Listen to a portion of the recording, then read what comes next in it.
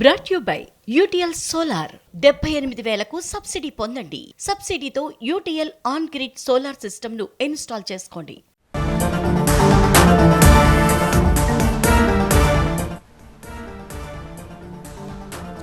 Welcome to top 9 news. నేను Purnima.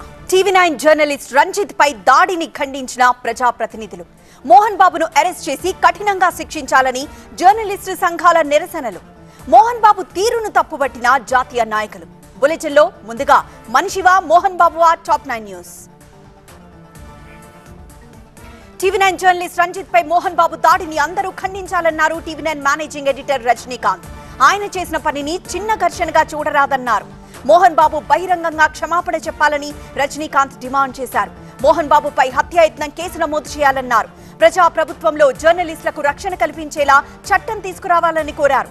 TV nine journalist Ranjith పై సినీ నటుడు మోహన్ బాబు దాడిని నిరసిస్తూ హైదరాబాద్ ఫిల్మ్ ఛాంబర్ దగ్గర జర్నలిస్టు సంఘాలు నిర్వహించిన నిరసనలో రజనీకాంత్ పాల్గొన్నారు. మోహన్ బాబు ఆయన కుమారుడి వ్యక్తిగత పంచాయతీలో జర్నలిస్టుపై దాడి చేయడం సరికాదని తెలంగాణ రవాణా శాఖ మంత్రి పొన్నం ప్రభాకర్ అన్నారు. జర్నలిస్టులకు ప్రజా ప్రభుత్వం అండగా ఉంటుందని హామీ ఇచ్చారు. దాడి ఘటనపై విచారణ చేసి తగిన చర్యలు తీసుకుంటామని పొన్నం అన్నారు.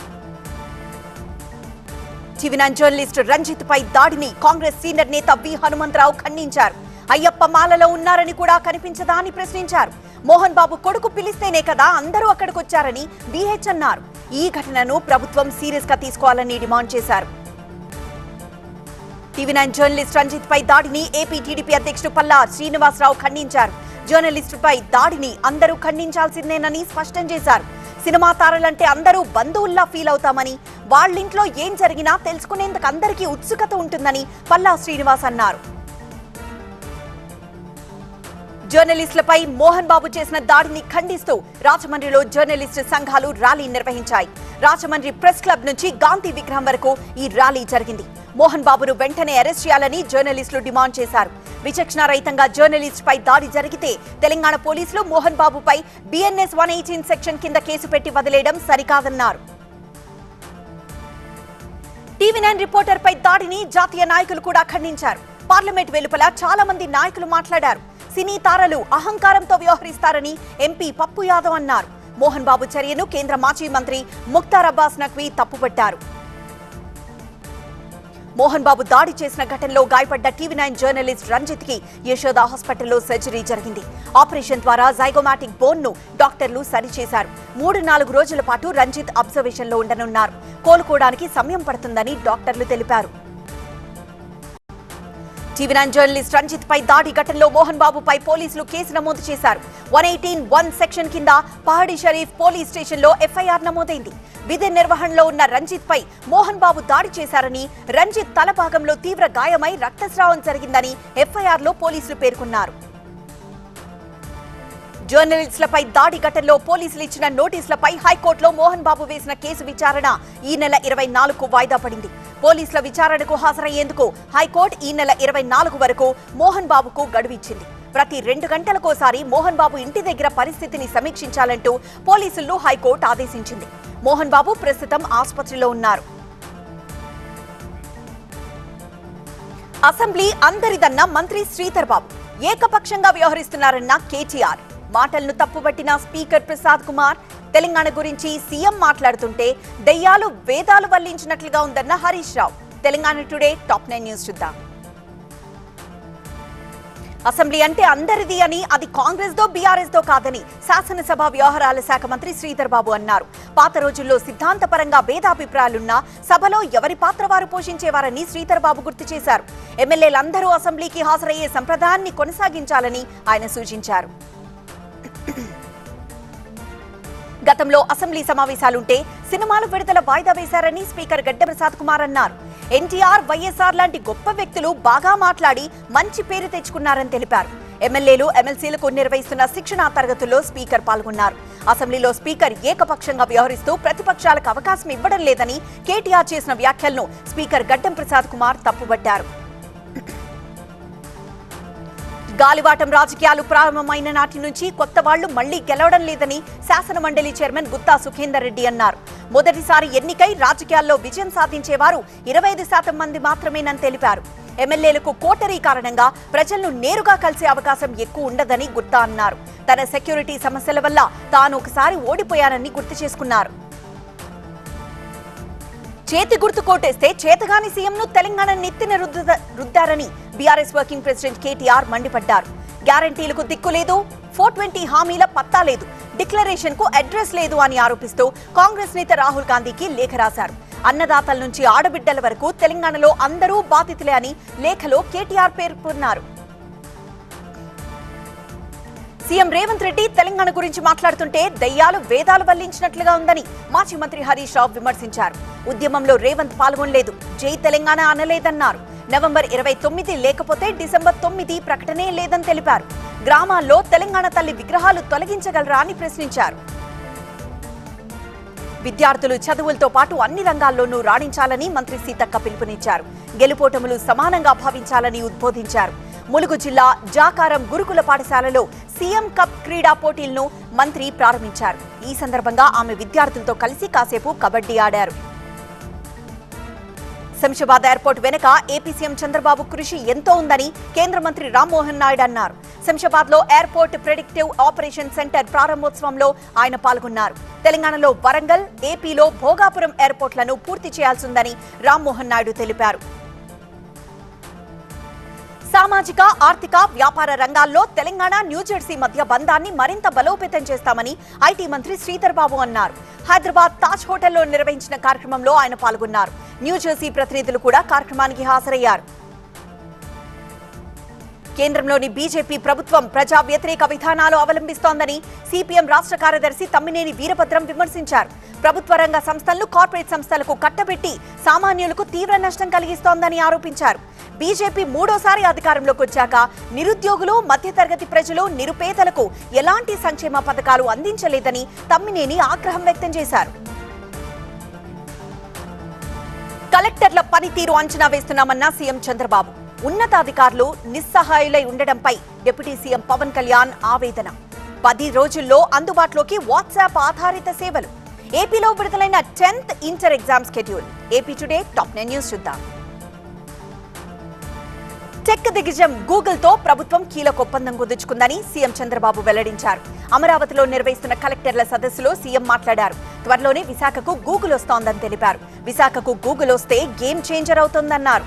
అమరావతికి నిధుల కొరత లేకుండా చేశామన్నారు చంద్రబాబు. కలెక్టర్ల పనితీరును అంచనా వేస్తున్నామని సీఎం చంద్రబాబు తెలిపారు. స్మగ్లింగ్, అక్రమ వ్యాపారాలపై చర్యలు తీసుకోవాలని సూచించారు. గతంలో భూ కబ్జాలు మాత్రమే ఉండేవని, ఇప్పుడు పోర్టులు కూడా కబ్జా అయిపోయాయని సీఎం అన్నారు. రెవెన్యూ, పోలీస్, పంచాయతీరాజ్, మున్సిపల్ శాఖలు నాణ్యమైన సేవలు అందించాలని సీఎం స్పష్టం చేశారు. రాష్ట్రంలో ఇసుక మాఫియా చెలరేగిపోతుంటే కలెక్టర్లు నిస్సహాయులై చూస్తున్నారని డిప్యూటీ సీఎం పవన్ కళ్యాణ్ అన్నారు. కలెక్టర్లు నిస్సహాయులైతే ప్రజలకు ఇంకెవరూ దిక్కని ప్రశ్నించారు. ఢిల్లీకి వెళ్లినప్పుడు ప్రతిసారి మీ ఏపీలో పాలనపైనే ఇక్కడ చర్చ జరుగుతోందని అక్కడ వారంటున్నారని పవన్ అన్నారు. గతంలో తాను ప్రభుత్వం బయటుండి ఐఏఎస్లు, ఐపీఎస్లు ఏదో చేస్తారని అనుకునేవాడినని, కానీ పరిస్థితి అలా లేదన్నారు. ప్రభుత్వ సమాచారమంతా ఒకే చోట ఉండేలా వెబ్సైట్ ను తీర్చిదిద్దుతామని మంత్రి లోకేష్ తెలిపారు. కలెక్టర్ కాన్ఫరెన్స్ లో మంత్రి లోకేష్ పాల్గొన్నారు. వాట్సాప్ గవర్నెన్స్ పై సదస్సులో చర్చ జరిగింది. వాట్సాప్ ద్వారా 153 సేవలు అందించేలా కార్యాచరణ రూపొందిస్తున్నామని లోకేష్ వివరించారు. 10 రోజుల్లో ఈ సేవలు ప్రారంభిస్తామని ప్రకటించారు. జనన, మరణ ధృవీకరణ పత్రాల జారీలో మార్పులు చేయాల్సిన అవసరం ఉందని తెలిపారు. సీఎం చంద్రబాబు అబద్దాలు, మోసాలపై ప్రజలు ఆగ్రహంతో ఉన్నారని మాజీ సీఎం జగన్ మండిపడ్డారు. ప్రతి నెల ఒక్కో విషయాన్ని పట్టుకుని ప్రజలను తప్పుదోవ పట్టిస్తున్నారని విమర్శించారు. తమకున్న వ్యక్తిత్వం, విశ్వసనీయతతో రేపు మళ్లీ అధికారంలోకి వస్తామని పార్టీ నేతలకు చెప్పారు. మాజీ మంత్రి పేర్ని నాని భార్య జయసుధపై కేసు నమోదైంది. సివిల్ సప్లైస్ కార్పొరేషన్ కృష్ణా జిల్లా అసిస్టెంట్ కోటిరెడ్డి ఫిర్యాదు మేరకు ఆమెపై కేసు దాఖలైంది. బందరు మండలం పొట్లపాలెంలో ఆమె పేరుతో ఉన్న గోదామును పౌర సరఫరాల శాఖకు బఫర్ గోడౌన్ గా అద్దెకిచ్చారు. ఇటీవలే అక్కడ తనిఖీ చేయగా 185 టన్నుల రేషన్ బియ్యం మాయమైనట్లు గుర్తించామని కోటిరెడ్డి తెలిపారు. నెల్లూరు జిల్లా రాళ్లపాడు ప్రాజెక్టు కుడి కాలువ స్టాప్ లాక్ గేట్ రిపేర్ పనులు 4 రోజులుగా జరుగుతున్నాయి. కందుకూరు, ఉదయగిరి ఎమ్మెల్యేలు దగ్గరుండి పనులు పర్యవేక్షిస్తున్నారు. ప్రాజెక్టులో పూర్తి స్థాయిలో నీరున్నప్పటికీ గేటు మొరాయించడంతో నీటి విడుదల ఆలస్యం కావడంతో రైతులు ఆందోళన చెందుతున్నారు. హెల్మెట్ తప్పనిసరిగా ధరించాలన్న నిబంధనను అమలు చేయకపోవడంపై ఏపీ హైకోర్టు ఆగ్రహం వ్యక్తం చేసింది. ఈ విషయాన్ని పోలీసులు తీవ్రంగా పరిగణించడం లేదని న్యాయస్థానం వ్యాఖ్యానించింది. ట్రాఫిక్ విభాగంలో 8,000 మంది సిబ్బంది అవసరం కాగా ప్రస్తుతం 1,800 మంది మాత్రమే ఉన్నారని పోలీసుల తరపు న్యాయవాది కోర్టుకు తెలిపారు. దీనిపై స్పందించిన హైకోర్టు వారంలో కౌంటర్ దాఖలు చేయాలని రవాణా శాఖ కమిషనర్ను ఆదేశించింది. ఏపీలో 10th ఇంటర్మీడియట్ పరీక్ష షెడ్యూల్ విడుదలైంది. మార్చి 17 నుంచి 25 వరకు 10వ తరగతి పరీక్షలు జరగనున్నాయి. రోజు విడిచి రోజు ఈ పరీక్షలు జరుగుతాయి. ఇంటర్మీడియట్ పరీక్షలు మార్చి 1 నుంచి మార్చి 20 వరకు జరుగుతాయి. ఫిబ్రవరి 10 నుంచి 20 వరకు ప్రాక్టికల్స్ నిర్వహిస్తారు. రాజ్పూర్ సేవలను స్మరించుకున్న ప్రధాని మోదీ. శ్రీరంగనాథుడికి పట్టు వస్త్రాలు సమర్పించిన తిరుమల తిరుపతి దేవస్థానం. గీతా పఠనానికి Guinness record. News junction top 9 news చూద్దాం. సాఫ్ట్ పవర్ అనే మాట పుట్టక ముందే ప్రముఖ నటుడు రాజ్ కపూర్ యావత్ దేశానికి భారతదేశ సాఫ్ట్ పవర్ తెలియజెప్పారని ప్రధాని మోదీ కొనియాడారు. రాజ్ కపూర్ శత జయంతి సందర్భంగా కపూర్ కుటుంబాన్ని ఆయన కలిశారు. సెంట్రల్ ఏషియాలో రాజ్ కపూర్ ప్రభావంపై ఒక సినిమా తీస్తే బాగుంటుందని కపూర్ ఖాన్దాన్ కు ప్రధాని మోదీ సూచించారు. కపూర్ కుటుంబ సభ్యులతో ప్రధాని మోదీ ఫోటోలు దిగారు. మోక్షద ఏకాదశి సందర్భంగా శ్రీరంగంలోని శ్రీరంగనాథుడికి తిరుమల తిరుపతి దేవస్థానం పట్టు వస్త్రాలు సమర్పించింది. పట్టు వస్త్రాలు తీసుకుని టీటీడీ ఈవో శ్యామలరావు శ్రీరంగం వచ్చారు. గజరాజులు స్వాగతం పలుకుతుండగా మేళతాళాలతో పట్టు వస్త్రాలు ఆలయానికి తీసుకొచ్చారు. భారత నాట్య కళాకారులు జాకిర్ హుసేన్ శ్రీరంగం ఆలయానికి వజ్రాలు పొదిగిన కిరీటాన్ని బహుకరించారు. దీని ఖరీదు కోట్లలో ఉంటుంది. జన్మతా ముస్లిం అయిన శ్రీరంగనాథుడిపై భక్తితో ఈ కిరీటాన్ని సమర్పిస్తున్నానని జాకిర్ హుసేన్ తెలిపారు. సికింద్రాబాద్ ముత్యాలమ్మ ఆలయంలో విగ్రహ ప్రతిష్టాపన సందర్భంగా మంత్రులు కొండా సురేఖ, పొన్నం ప్రభాకర్ ప్రభుత్వం తరపున పట్టు వస్త్రాలు సమర్పించారు. ఆలయ భద్రతకు ప్రభుత్వం కట్టుబడి ఉందని మంత్రులు తెలిపారు. మాజీ మంత్రి తలసాని శ్రీనివాస్ యాదవ్ కూడా అమ్మవారిని దర్శించుకున్నారు. గీతా జయంతి సందర్భంగా మధ్యప్రదేశ్ రాజధాని భోపాల్లో భగవద్గీత పఠనం జరిగింది. 5,000కు పైగా ఆచార్యులు భగవద్గీతలోని కర్మయోగాన్ని ఏకకాలంలో పఠించారు. దీనికి గిన్నెస్ బుక్ ఆఫ్ రికార్డ్స్ లో చోటు దక్కింది. భగవద్గీత సారం గ్రహించి దానిని ఆచరిస్తే జీవిత రాత మారుతుందన్నారు చిన్నజీయర్ స్వామి. విశాఖలో జరుగుతున్న గీతా జయంతి వేడుకల్లో ఆయన పాల్గొన్నారు. సంపూర్ణ భగవద్గీత పారాయణం చేయించారు. తెలంగాణ ఒలింపిక్ అసోసియేషన్ చైర్మన్ గా తెలంగాణ ప్రభుత్వ సలహాదారు ఏపీ జితేందర్ రెడ్డి విజయం సాధించారు. కొంతమంది చీడ పురుగులు కోర్టుకు వెళ్లి 5 నెలల జాప్యానికి కారణమయ్యారని జితేందర్ రెడ్డి ఆరోపించారు. హైదరాబాద్ లో స్పోర్ట్స్ యూనివర్సిటీ ఏర్పాటు చేసే ఆలోచనలో ఉన్నామని జితేందర్ రెడ్డి తెలిపారు. ప్రావిడెంట్ ఫండ్ డబ్బును ఉద్యోగులిగా ఏటీఎంల నుంచి నేరుగా విత్డ్రా చేసుకోవచ్చు. జనవరి నుంచి ఈ విధానం అమల్లోకి తేనున్నాయని ఈపీఎఫ్ఓ ప్రకటించింది. దీనికి తగ్గట్లుగా తమ ఐటీ సిస్టమ్స్ అప్గ్రేడ్ చేస్తున్నామని వెల్లడించింది. ఎన్నో పెద్ద సమస్యలకు హ్యాకథాన్లో పరిష్కారం చూపుతున్నాయన్న ప్రధాని మోదీ. సుబ్రహ్మణ్య భారతి లాంటి వాళ్లు శతాబ్దానికి ఒకరుంటారన్న మోదీ. రాజ్యసభ అధ్యక్షుడు విపక్షాలను శత్రువుగా చూస్తున్నారన్న ఖర్గే. టాప్ 9 నేషనల్ న్యూస్ చూద్దాం. ఎన్నో పెద్ద సమస్యలకు హ్యాకథాన్లు పరిష్కారం చూపాయని ప్రధాని మోదీ అన్నారు. స్మార్ట్ ఇండియా హ్యాకథాన్ ఎడిషన్ లో దేశ ప్రజలకు ఎంతో మేలు చేశాయని తెలిపారు. స్మార్ట్ ఇండియా హ్యాకథాన్ ఫినాలే సందర్భంగా యువ ఇన్నోవేటర్స్ తో ప్రధాని మోదీ మాట్లాడారు. దాదాపు గంట సేపు ఆయన వారితో మాట్లాడారు. ప్రఖ్యాత తమిళ కవి సుబ్రహ్మణ్య భారతి 143వ జయంతి సందర్భంగా ఆయన రచనల సంపూర్ణ సంచికను ప్రధాని మోదీ ఢిల్లీలో ఆవిష్కరించారు. భారతమాతకు తన జీవితాన్ని ధారపోసిన కవి సుబ్రహ్మణ్య భారతి అని ప్రధాని మోదీ కొనియాడారు. సుబ్రహ్మణ్య భారతి లాంటి వ్యక్తులు శతాబ్దానికొకరు పుడతారని ప్రధాని మోదీ అన్నారు. రాజ్యసభ అధ్యక్షుడు జగదీప్ ధన్కడ్ విపక్షాలను శత్రువులుగా చూస్తున్నారని కాంగ్రెస్ అధ్యక్షుడు మల్లికార్జున ఖర్గే విమర్శించారు. రూల్స్ పక్కన పెట్టి రాజకీయాలు చేసేందుకు ఆయన మొగ్గు చూపుతున్నారని ఆరోపించారు. కంచే చేను మోసినట్లుగా ఆయన తీరు ఉంటుందని మండిపడ్డారు. అవిశ్వాస తీర్మానం ప్రవేశపెట్టేలా పరిస్థితులు ఆయన తీసుకొచ్చారని ఖర్గే వివరించారు. రాజ్యసభ అధ్యక్షుడు జగదీప్ ధన్కడ్ పై అవిశ్వాస తీర్మానం పెట్టడాన్ని మాజీ ప్రధాని దేవేగౌడ ఖండించారు. కాంగ్రెస్ కు ఇది అలవాటేనని రాజ్యసభలో మండిపడ్డారు. సభ నడిపించడం విపక్ష బాధ్యత కాదని విపక్ష నేత రాహుల్ గాంధీ స్పష్టం చేశారు.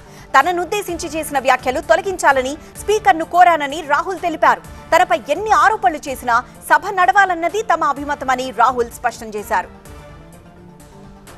మాస్క్లు, టీ-షర్ట్లు, బ్యాగులతో పార్లమెంట్ ముందు నిరసన తెలుపుతున్న విపక్ష కాంగ్రెస్ తాజాగా గులాబీలు, త్రివర్ణ పతాకాలను ఎన్డీఏ ఎంపీలకు అందజేశారు. రక్షణ మంత్రి రాజ్నాథ్ సింగ్ కు విపక్ష నేత రాహుల్ గాంధీ జాతీయ జెండా అందించారు. దేశాన్ని అమ్మవద్దని రాసున్న ప్లకార్డులను కాంగ్రెస్ సభ్యులు ప్రదర్శించారు. హింసతో అట్టుడుకుతున్న బంగ్లాదేశ్లోని మైనార్టీలకు కేంద్రం రక్షణ కల్పించాలని బెంగాల్ సీఎం మమతా బెనర్జీ డిమాండ్ చేశారు. బంగ్లాదేశ్ నుంచి తిరిగి రావాలని ఎవరైనా అనుకుంటే వారిని ఇండియాకు తీసుకురావాలని సూచించారు. ఢిల్లీలో ఓటర్ల తొలగింపు వ్యవహారంపై ఎన్నికల కమిషన్తో జరిపిన చర్చలు సానుకూలంగా సాగాయని ఆమ్ ఆద్మీ పార్టీ కన్వీనర్ అరవింద్ కేజ్రీవాల్ తెలిపారు. ఢిల్లీ సీఎం అతిషితో కలిసి ఆమె ఎన్నికల సంఘాన్ని కలిశారు. త్వరలో జరిగే ఢిల్లీ అసెంబ్లీ ఎన్నికల్లో తాము ఒంటరిగా పోటీ చేస్తామని కేజ్రీవాల్ స్పష్టం చేశారు. కాంగ్రెస్ తో పొత్తు ఉండదని తెలిపారు. ఢిల్లీలో అక్రమ ఓటర్లను గుర్తించే పనిని పోలీసులు చేపట్టారు. కాళింది కుంజ్ ప్రాంతంలోని మురికివాడల్లో పోలీసులు తనిఖీలు చేస్తున్నారు. ఓటర్ల ఐడీ కార్డులు, ఆధార్ కార్డుల పరిశీలన చేపట్టారు.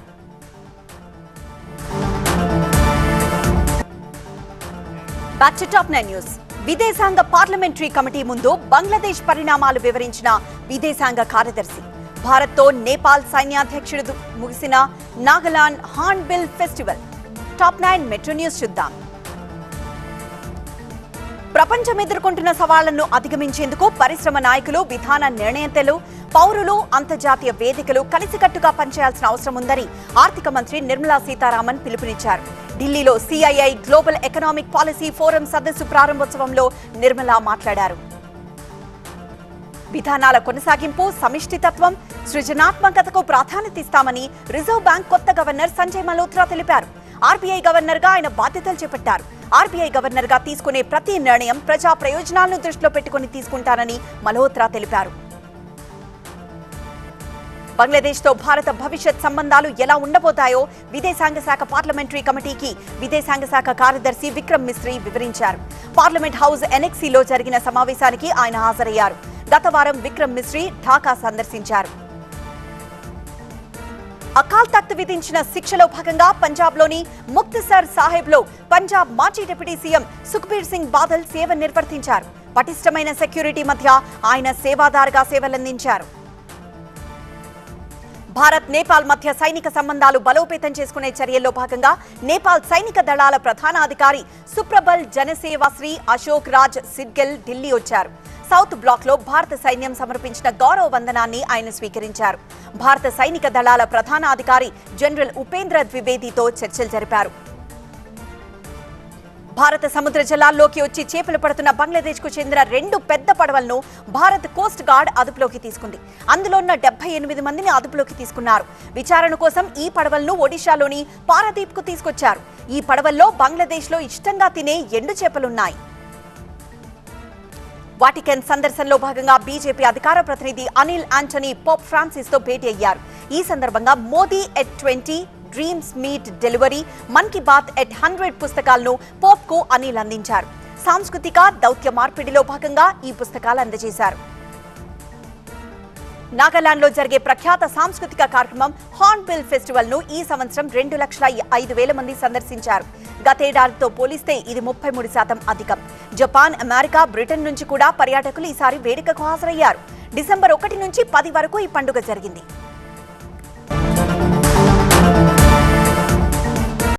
Brought you by UTL solar.